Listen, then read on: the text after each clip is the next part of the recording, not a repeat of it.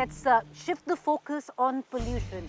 And it's not just the national capital that suffers from polluted air, where the AQI index very often touches severe and very, very severe.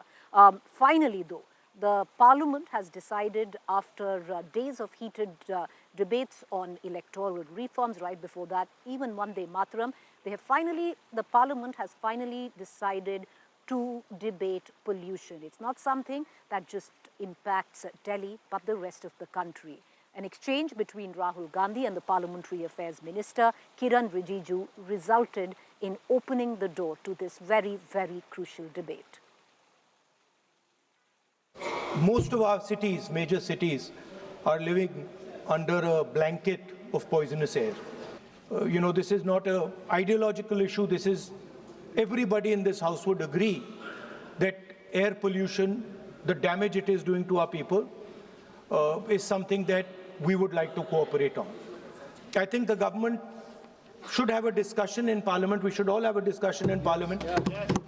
And we should try and not make it a discussion where we are abusing you and you are abusing us.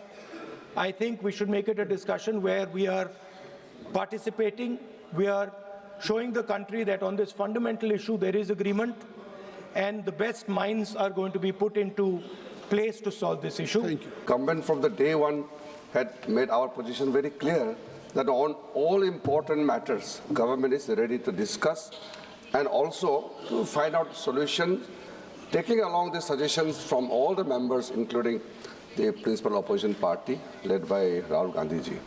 Government is always prepared to have discussion under any rule, but only what the point I want to make is, since the matter was brought in the BAC, we will come back and let us see how we can structure the discussion into, and then we are ready to take up this matter.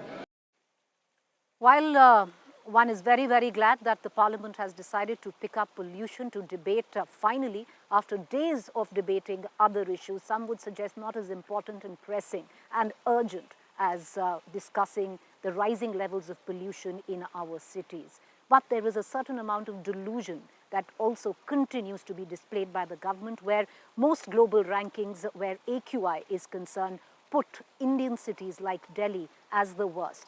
India has now decided that they don't believe in those rankings. They've come up with their own markers.